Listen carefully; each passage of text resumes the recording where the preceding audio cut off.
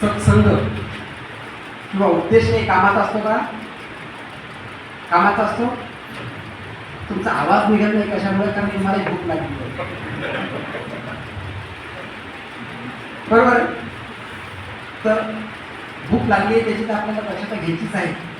पण आपण काही इतर प्राणी किंवा पक्षी किंवा वनस्पती नाही की ज्यांना फक्त जेवण आणि पाणी मिळालं तर समाधान होईल. बरोबर आहे. मनुष्य प्राण्याला त्याच्यासोबत विचार आणि जास्तीच्या भावना, प्राण्यांना पण भावना असतात, पण आपण जास्त भावनाशील आणि जास्त विचारशील आहे. तर आपला भाग जरी दुष्काळग्रस्त असला तर आपण विचाराने दुष्काळग्रस्त नसायला पाहिजे. त्याच्यामुळं पोटाला जरी भूक लागलेली असेल तरी आपल्याला बुद्धीची भूक ही जागृत ठेवून जास्तीत जास्त त्याचा विचार आपल्याकडून झाला पाहिजे. आता अखिल साहेब, ज्याची जशी परिस्थिती असते ना त्याला तसं जग दिसतं. आता मला आपल्या इथल्या दुष्काळामधून जास्त जाणवायला लागले एकाच दिवसात. त्याचं काय कारण?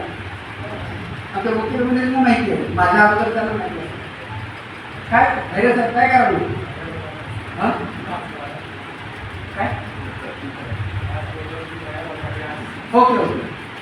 म्हणजे माझी आता आपल्या मराठवाड्यातून कोकणामध्ये बदली झाली. त्याच्यामुळे मला आता तिथलं हिरवळ, तिथला निसर्ग आणि तिथलं वातावरण हे आता मला आपलंसं वाटायला लागलं.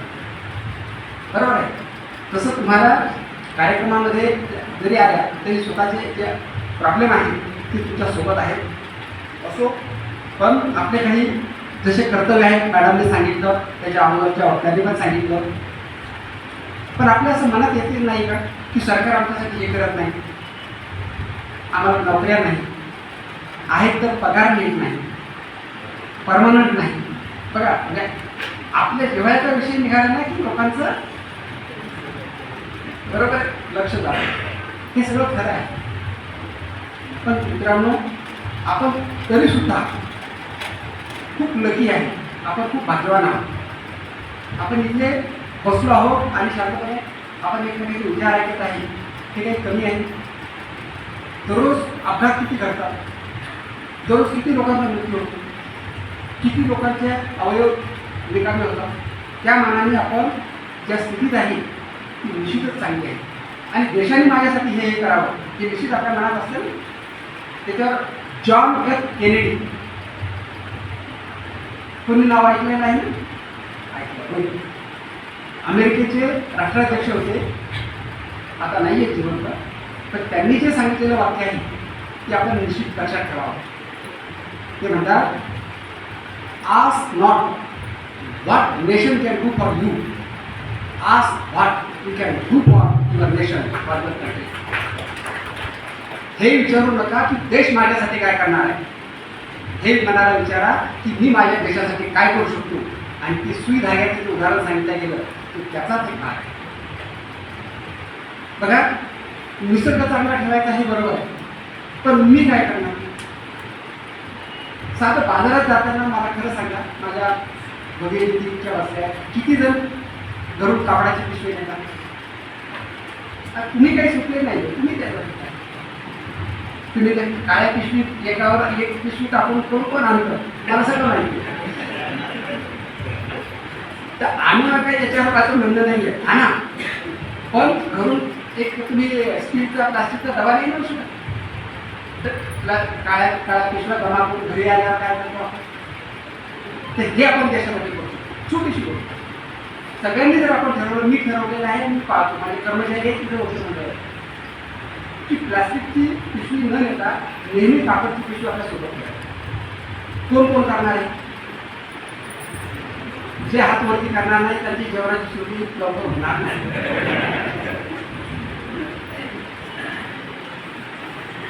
झाली ही बाब. त्यानंतर कचरा टाकायचा.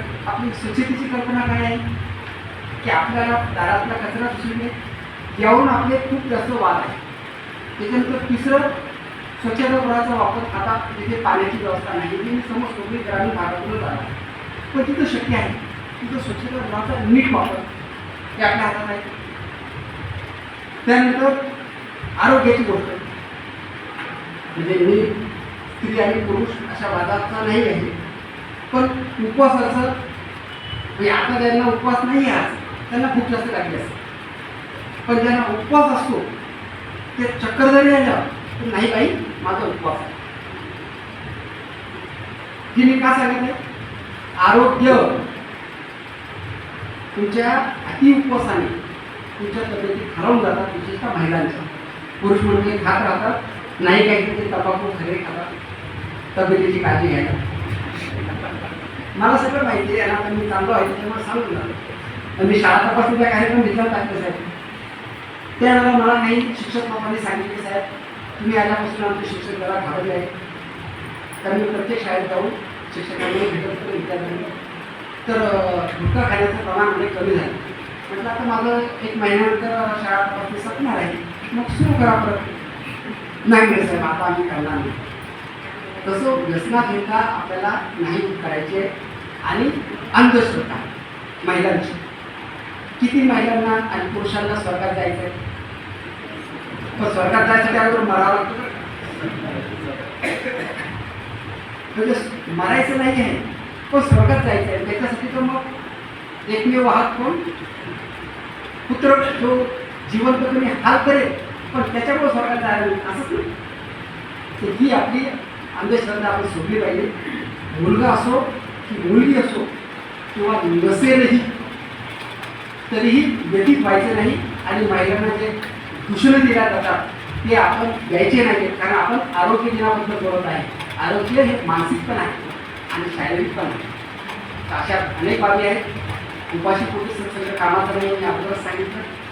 आणि तुम्हाला तुमच्या महत्त्वाच्या काही युक्ती सांगितल्यामुळे तुम्ही ऐकून घेतलं. अखिल साहेब, हा तुमच्या सभागृहामध्ये माझा हा कदाचित शेवटचा कार्यक्रम नाही, पण संदेश मात्र शेवटचा राहील का? आपण सगळे भारतीय, सगळे बहीण भाऊ आहोत. जातीपातीच्या पलीकडे आपण सगळे खरोखर एक आहोत. आर्य, द्रविड, मंगोलियन आणि सिंथियन या लोकांची आपण सगळे संतती आहोत. त्याच्यामुळं आपल्या कोणाचाही ब्लड ग्रुप हा जरी ABCD ह्याचा वेगळा असला तरी आपलं ते पूर्ण आहे DNA हा सगळ्यांचा जवळपास सारखा आहे. तर खरोखर सगळेजण हे मानायला तयार आहेत की आपण बंधुभाव बाळगू म्हणून. जातीय द्वेष करणार नाही. नक्की तुम्ही जर माझ्यासोबत शेवटचे वाक्य म्हटले की तुमची जेवणाची सुट्टी होण्यासाठी मी माझ्याकडे मदत करेन. भारत माझा देश आहे. सारे भारतीय माझे काय आहे? नक्की. जसं कोणत्याही गोष्टीची सुरुवात असते साहेब, तसा विकास असतो, तसा शेवट असतो. माझं अनेक वेळा इथे येणं झालं. अगोदरच्या भारतीय साहेबांनी पण चांगले कार्यक्रम घेतले, आमच्या वकील मंडळींनी पण चांगलं सहकार्य केलं. आणि आपणही कदाचित माझं या पूर्ण भाषण ऐकलं असेल. ऐकले तुम्ही? कोणी ऐकलं?